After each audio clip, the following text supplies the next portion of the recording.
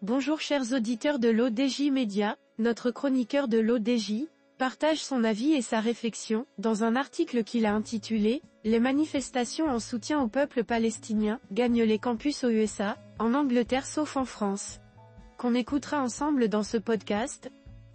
L'auteur débute son article de la manière suivante. La dynamique des manifestations étudiantes contre les opérations militaires d'Israël à Gaza montre des différences notables entre les États-Unis, l'Angleterre et la France. Tandis que les campus américains et britanniques connaissent un vif mouvement de protestation, la France semble rester en retrait de cette vague de mobilisation étudiante. Depuis plusieurs semaines, les campus des universités prestigieuses américaines telles que Harvard, Yale et Columbia sont le théâtre de manifestations étudiantes contre les opérations militaires d'Israël à Gaza. Ces manifestations reflètent une prise de conscience croissante parmi la jeunesse académique des implications éthiques et politiques des conflits internationaux. Notre chroniqueur approfondit sa réflexion de la manière suivante.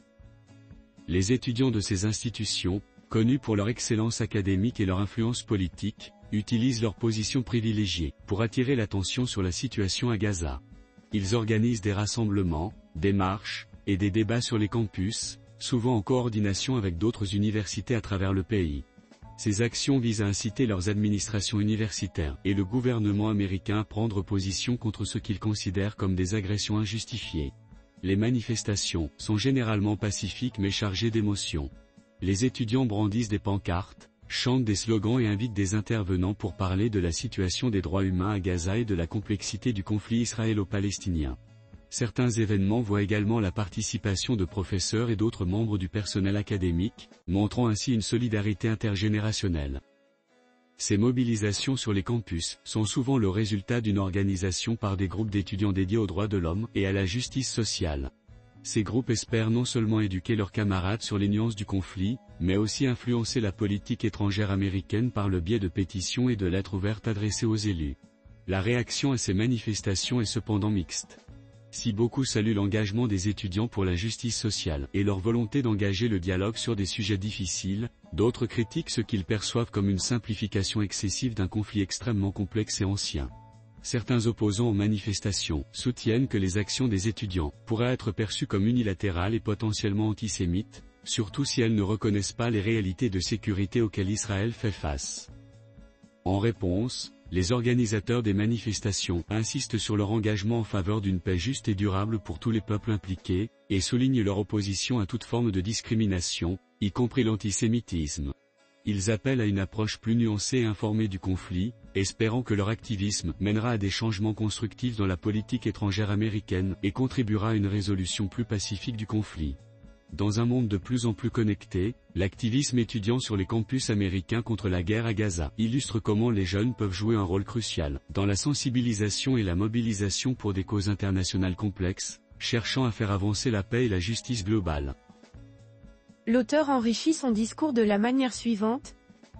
En contraste, en France, les réactions sur les campus sont moins visibles concernant les opérations militaires d'Israël à Gaza aux États-Unis et en Angleterre. Les étudiants des universités de premier plan comme Harvard, Yale, Columbia, Oxford et Cambridge ont vigoureusement manifesté. Ces étudiants utilisent leur visibilité et les ressources de leurs institutions respectives pour organiser des marches, des sit-ins et des forums de discussion. Leurs efforts visent à attirer l'attention internationale sur ce qu'ils perçoivent comme des injustices subies par les Palestiniens et à inciter leur gouvernement à réévaluer leur position sur le conflit.